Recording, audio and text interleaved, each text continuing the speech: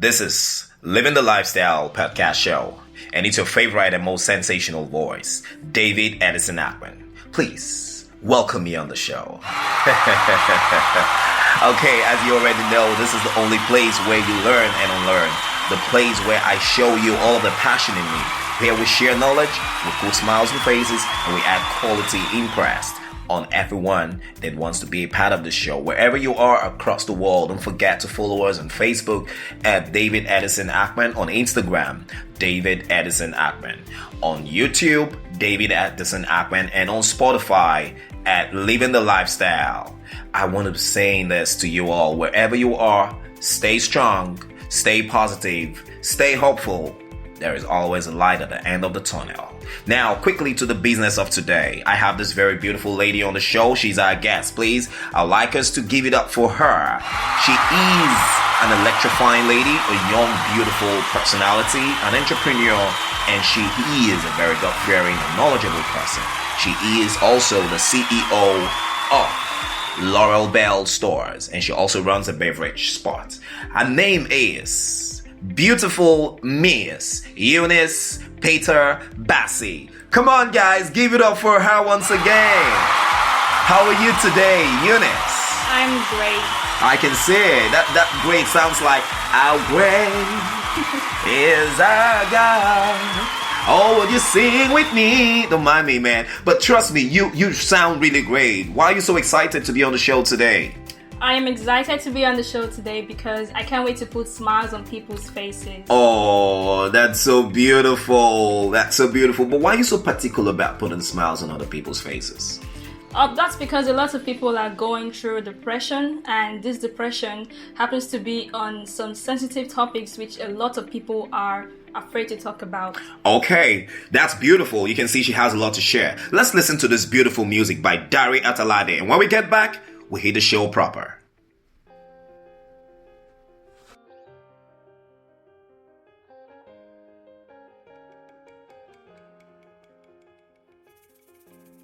Woke up one Sunday morning, told my daddy I'm leaving home. I'm going off to the city tomorrow, even though I don't know where to go. Daddy says, son, don't be a fool, 'cause life in the city is unbelievable. You could get broken, oh, you're just a little boy, and you may never find your way. And I said, I know I could get lost, I know I could get broken, Forgive me, Father, but I gotta take a chance. Oh, I'm already gone, so just pray for me. Pray I find my way. Wow, this music is so electrifying, so heartwarming, so emotional. Believe me, this music tells me a lot about the description of an African parent and the century of our today.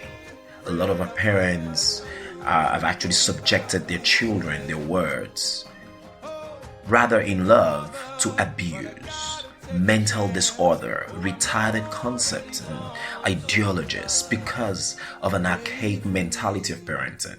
It's quite unfortunate, but then what do? We are only here to talk about the way forward, and we're trying to also see how we can, bring in parents and young people to see how they can be able to build up a communication gap. And in the 21st century, a lot of parents need to understand how to raise their children in a more proportional, in a more dignified, in a more exposed, and in a more appropriate manner. But then, as the show would proceed, we're going to be talking about a very sensitive topic, African parental culture in the 21st century and its effects on their words. I would like you to please join me and give this bell to our newcomers on the show. If you're joining us from everywhere across the globe, this bell is for you. Alright, so quickly to the business of today. Miss Eunice, can you tell us what's your idea? How would you describe an African parent? An African parent, I would say, is similar to a Western parent because they try to bring up their children in a responsible way so that they can be of benefit to their society. So that's similar what all parents seek for their children. But the difference between an African parent is that they have the norms and cultures that are tied around this upbringing of their children. So would you rather tell me that being an African parent is more subjective? Yes, I can say yes, it is. Okay, so have you an experience about this African parenting culture in the 21st century? Like, okay, let me use this way of illustration. I would say a lot of parents don't understand what social media is because they're not living in our time. And a lot of people, a lot of parents who are actually living in our time still do not understand, the benefits of, the social media, just to say, for instance. So how would you be able to illustrate that, yes, African parents are most times subjective? Well, the social media has played a large role in helping to expose the effects of bad parenting. I mean, before now, we would not know what is happening in any other part of the world apart from where we are living in. But now we can find out that there are common things going on in a different society that is also going on in our society. And okay, so if I ask you a question, okay, I have seen a lot of young children going through mental abuse because of a result of poor parenting. And I am personally obliged to say that a lot of parents are not raising the children or giving the children the standard they deserve. Why do you think a lot of parents are failing in the African sector? Why is it that it's only in Nigeria or it's only in Africa you can't call your father by his name? And I don't know if you get my point, right? Yeah, I get to see this a lot of times in movies. A child gets up to 18 and he can call his father by his name. But in Africa, it's not so. I really want to understand. What's your idea? What's your perspective? Well, respect is a very huge thing for Africans, and calling a parent by the parent's first name is considered very so. Sorry to interject. Would you rather tell me? That's why I say that African parents are quite subjective. Would you rather tell me because I call you by your name, it simply means I disrespect you? Is that your concept of the African parents? Well, that is the way it is, and who made it so? Yeah, I mean, who made it so? I'm curious. I really want to know. Everybody out there wants to know. A lot of people who are not African and they're probably looking forward to be, tourists, investors in Africa. They want to come around. They want to be able to build friends. But if I come to my house, or if you come to my house rather, and I have to greet my mother by saying, mommy, yes, ma, yes, sir, and they want to like, oh, Mrs. J, Mrs. E, why is that so? Well, like people would say, that is how we grew up to see things done, and that is how they should be done. So why can't we change the narrative? Well, it's up to the coming up generation, my generation, and those coming up to see what can be done to correct this. And that's why we're here on the show. So tell us, what can we do? What can we do? Because if you ask me, look around you, how many of your friends can actually have a very, very, very, very good, conversation with their parents? How many parents can actually sit down and discuss sex education with their children? How many parents can actually sit down and talk about, topical issues as related to relationship, investment, parental upbringing, and all of that with their children, because there is an open gap of communication. So how can you close this gap?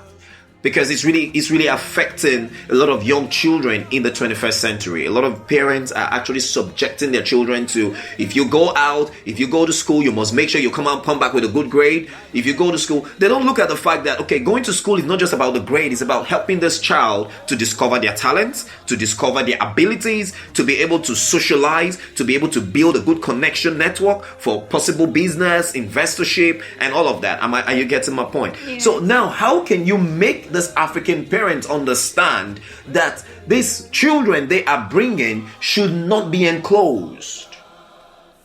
Okay, African parents need to be more exploring. They need to come out from that shell and that background that they grew up to find themselves in.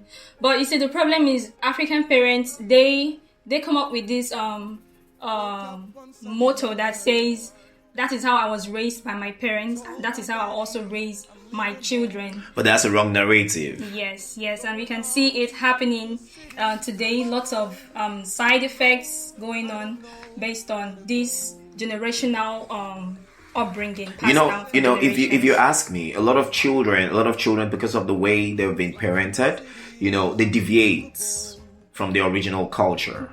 The value of the culture has been abused. You see a lot of them, doing drugs, doing trafficking, doing prostitution, doing all forms of ills that are not conformed to the societal values. So what are the roles of the parents and the leaders in Africa, especially in the 21st century today? Now, if I'm going to add this quickly, you see our parents go to church and they also want their child, by measure of going to church, they believe that child is holy. I don't know if you get my point. I mean, what's the lapses? What are the roles of the parents and the leaders in the 21st century as these in order to help a child, a young growing child, to become sensitive, socially, acclimatizing? Well, there are different styles of parenting, and what we are seeing in the African society today is more of an authoritarian kind of parenting, in which they set rules and you are not allowed to bend those rules in any way. So that causes a kind of a traumatic effect on the child, and it makes the child feel overwhelmed. Beautiful. Now, you're beginning to give me some very overwhelming points. Now, I want to ask you, do you agree that a lot of parents do not create a conversational line between their children and themselves? Yes, because I'm talking from experience, and also what I notice around me. We see that parents set these rules and these boundaries, and children can't really relate with their parents or talk to them about some certain sensitive topics, like you mentioned about sex and relationship and stuff, because the parents feel that the children should not be in a situation to explore these areas.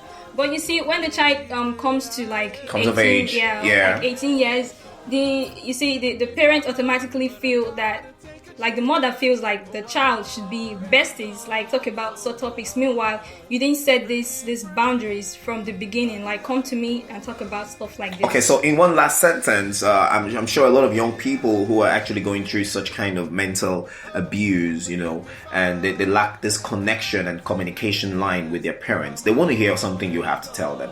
What would you tell them to do wherever they are? What would be your word of hope, your word of encouragement, your word of relief to them wherever they are right now?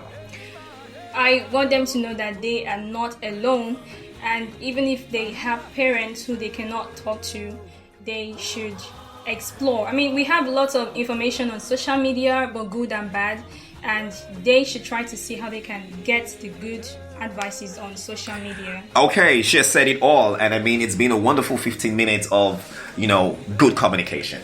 Believe me, I'm so excited to have this beautiful lady. She's electrifying. Like I told you, she's got a lot upstairs.